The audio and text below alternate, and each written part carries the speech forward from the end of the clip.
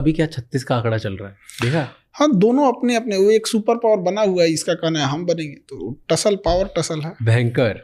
और अभी अमेरिका ने जितना टैरिफ लगाया चाइना ने उतना ही वापस लगा दिया, वो देखा? वो चाइना का ये चीज बहुत अच्छा लगता है, वहां पे आप उसको कुछ भी कीजिएगा वो दबाव देगा। वो देश, उसके यहाँ पॉलिटिक्स नहीं है, उसके यहाँ देश है, वो तुरंत लगा देगा। हम लोग नहीं लगा सकते, मजबूरी भी है, हम लोग किसी को ब्लेम नहीं कर सकते। किसके दम पे कूदिएगा?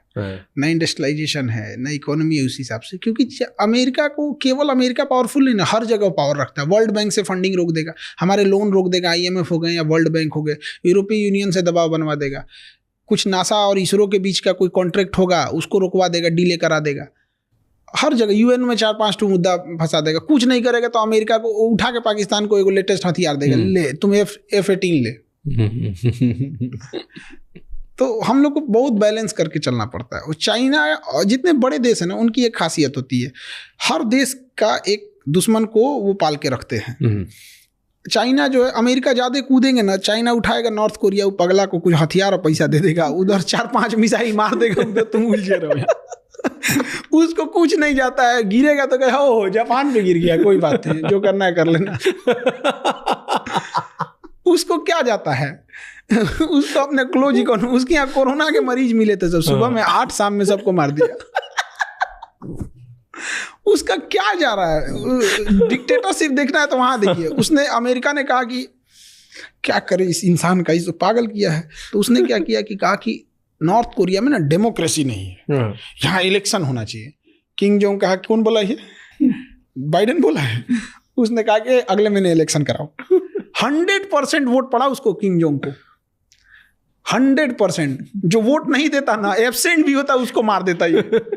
100% वोट पड़ा। अब अमेरिका कह रहा है कि ये इलेक्शन अच्छा नहीं हुआ है। कह रहा तू अपने यहाँ का इलेक्शन देख, तुम्हारे यहाँ के इलेक्शन कमीशन से कराएंगे अपना इलेक्शन। तो हर बड़े देश यही करते हैं। अब जैसे सऊदी अरब है, ज्यादा कूदेंगे, ईरान ज्यादा कूदेंगे, इजराइल को कहेगा 2-4 पुरान बम है, एक्सपायरी डेट पास है, मार दे, क्या करेंगे लोग? कुछ नहीं। तो अरब को कंट्रोल करने के लिए अमेरिका के पास इजराइल है, इंडिया को कंट्रोल करने के लिए पाकिस्तान है, चाइना को कंट्रोल करने के लिए इंडिया है, रसिया को खुद डायरेक्ट कंट्रोल करता है। तो हम लोग ज्यादा नहीं ना उड़ सकते हैं, डिपेंडेंट नहीं है। चाइना क्या कर लीजिएगा? अब चाइना को कैसे कंट्रोल करना पड़ेगा? उसको खूब से खूब करेगा, इंडिया को क्या देगा?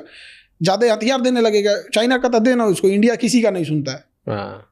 फिर उसको ये भी देखना है ना कि चाइना के बाद हमें इंडिया को ही कंट्रोल करना है, क्योंकि थर्ड हम ही लोग हैं। तो अगर चाइना और अमेरिका कभी लड़ेंगे ही ना, बड़े लोग नहीं। ताइवान को लेके उनके बीच में गर्मा-गर्मी हो गई थी ना, वो तो होते रहता है। धीरे धीरे उसको ऐसा कैप्चर करेगा, बढ़िया से माहौल देखता है।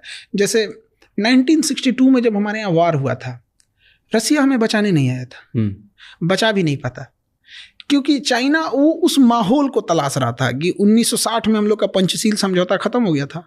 वो सोच रहा था कि ऐसा टाइम आए ना जहाँ वर्ल्ड उलझी हुई हो। उसी समय क्यूबन मिसाइल क्राइसिस हुआ था। ऐसा लग रहा था कि अमेरिका और रसिया में परमाणु युद्ध आज हो जाएगा कि शाम में होगा कि सुबह होगा, कुछ नहीं पता। मार दिया 62 में, आ जाओ यहाँ पे। अमेरिका करा, हमको क्या पता भाई, रसिया करा हमको। तो ऐसा कहीं ना कहीं जब टाइम आएगा तो चाइना और अमेरिका और रसिया एकदम आमने सामने होंगे। उसी समय ताइवान को लेके चला जाएगा और रसिया भी कहेगा लेके जा, इधर लेके जा, क्योंकि कुछ ना कुछ डाइवर्जन अमेरिका ताइवान को बचाने के लिए पक्का करेगा वहाँ।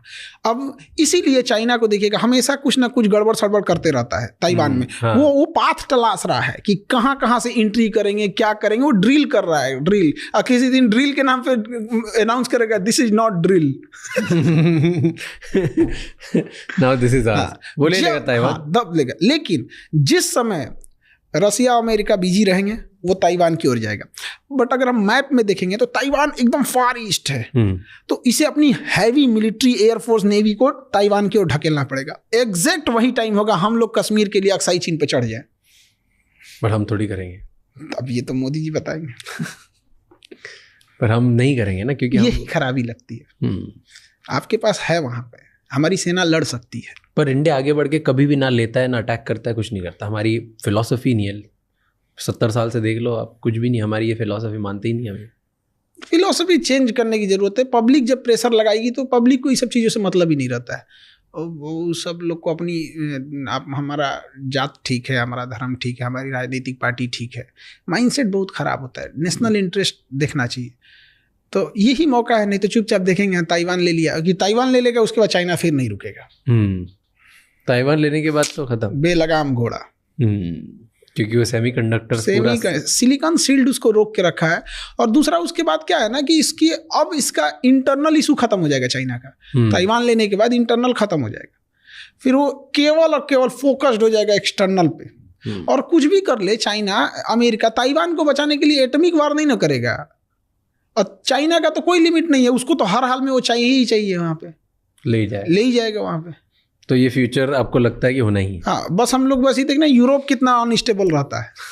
जैसे बीच में ये फिलिस्तीन और गाजा वाला ना उठ गया, वरना यूक्रेन और रशिया ज्यादा उलझे रहते तो निपटा देता इधर ही। यूक्रेन और रशिया जो चल रहा है उसमें आपको लगता है कि इंडिया ने चुप रह के रशिया का साथ दिया? तो हम खुल के कहते हैं रशिया के दिया था, यूक्रेन का साथ देंगे हम? क्या किया हमारे लिए?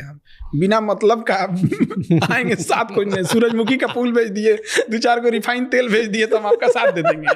रखे रहो अपन रिफाइन तेल, हम ब्राजील से मंगा लेंगे। यहाँ खुल के बोलते हैं रशिया का साथ दिए हैं।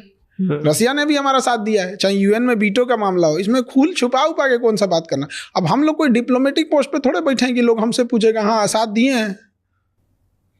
अमेरिका खुल के कहता है ना कि वो इजराइल का साथ दिया है, अमेरिका खुल के कहता है कि वो यूक्रेन का साथ दिया है। हम क्यों मोए मोए करें? हम भी दिए हैं, पर बोलते नहीं ना हम खुल के। नहीं बोलते हैं, हमारी कुछ मजबूरी, क्योंकि यूरोपीय यूनियन है सब और उधर अमेरिका है, पूरा वर्ल्ड एक साइड से हो गए हैं सब यहाँ, और हम लोग थोड़ा सा इसमें। आपको लगता है यूक्रेन और रशिया में कौन सही है? रशिया। क्यों? आप मेरे दुश्मन को मेरे सिधाने ले आके बैठाइएगा, हम क्या करेंगे? विरोध करेगा कि नहीं करेगा? ऑब्वियस बात है। नाटो का आर्टिकल 5 कहता है कि नाटो की कोई भी कंट्री रहेगी वहां नाटो की आर्मी की पूरी डायरेक्ट एक्सेसिबिलिटी रहेगी। अब बैठा के वहां ले आएंगे रशिया को, भाई तुम्हें डेवलप करना है करो। यूरोपीय यूनियन में गया, कहाँ इसने अटैक किया है? बिना मतलब का उसको कहाँ से जाएगा? और नाटो का मतलब क्या बनता है आज के डेट में, जब वर्ल्ड यूएनओ हाई है, यूएनओ कहता है कि हम थर्ड वर्ल्ड वार होने नहीं देंगे। ये 32 कंट्री मिलके कहते हैं अगर हमारे पे किसी ने मारा हम सबको मिलके मारेंगे। क्या मतलब बनता है? नाटो का तो होना ही नहीं चाहिए दुनिया में। फिर 32 कंट्री अब हेल्प क्यों नहीं कर रही है जब ये हो रहा है? तो मारे हुआ पुतिन बैठा हुआ है, उसको क्या जाता है? वो तो नॉर्थ कोरिया से बुलाया है सैनिक को जानबूझ के यूक्रेन में घुसाने के लिए, क्योंकि नॉर्थ कोरिया के पास एक बहाना मिल जाएगा कि किसी दिन अगर इसके 2-4 सैनिक मारे गए तो कह देगा हमारे सैनिक मारे गए, यानी हमारे देश पे आया हुआ है, हमारे पास परमाणु बम खाली है। वो जानबूझ के लाया ना कि उसके पास एक और फ्रंट खुला रहे। और जब से ट्रम्प आए हैं तब से तो यूक्रेन और कमजोर हो गया। क्यों? वो तो जो वीडियो आया उसमें भी उसने क्लियर ही कर दिया दुनिया में, जबकि अमेरिका तो साथ दे रहा था यूक्रेन का। बिल्कुल, वो तो सब यूरोप वाला सब साथ ही दे रहे थे सब। तो अब क्या? अब समेट लेगा डोनबास को और ये वाला रीजन को। उसने पहले फ्री इंडिपेंडेंट स्टेट घोषित कराएगा, उसके बाद से फिर करा देगा कि भाई मेरी इकोनॉमी उतनी अच्छी नहीं है, हम यूक्रेन से टूट तो गए लेकिन फिर हम रसिया में मर्जर चाहते हैं। रसिया में मर्जर हो जाएगा, जैसे क्रीमिया हुआ वैसे डोनबास को होगा, डोनेस्क हो जाएगा, मर्जर हो जाएगा। और उस एरिया में रसिया ने जितने भी फाइनेंशियल लॉसेज हुए, जितना उसका पैसा खर्च हुआ है, उस एरिया में इतने मिनरल्स हैं, उससे उसकी रिकवरी हो जाएगी। मतलब फ्यूचर तो अब यही है, यूक्रेन गया। दूसरा एक और रीजन समझिए, पुतिन इतने दिन से राष्ट्रपति है, 10 साल प्रधानमंत्री रहे, और उस समय राष्ट्रपति तब इंडिया की तरह रशिया का होता था कि राष्ट्रपति के पास कोई पावर नहीं रहेगा, सारा पावर प्राइम मिनिस्टर के पास रहेगा। तो पुतिन 10 साल तक प्राइम मिनिस्टर थे। बट रशिया का एक रूल है कि 10 साल से ज्यादा आप 2 टर्म से ज्यादा आप पूरा नहीं कर सकते। तो उसका जब 10 साल कंप्लीट होने वाला ना, तो उसने अपने संविधान में संशोधन कर दिया कि प्राइम मिनिस्टर के पास अब कोई पावर नहीं रहेगा, अब सारा पावर राष्ट्रपति के पास रहेगा, और खुद राष्ट्रपति बन गया। वीडियो गेम खेल रहा है।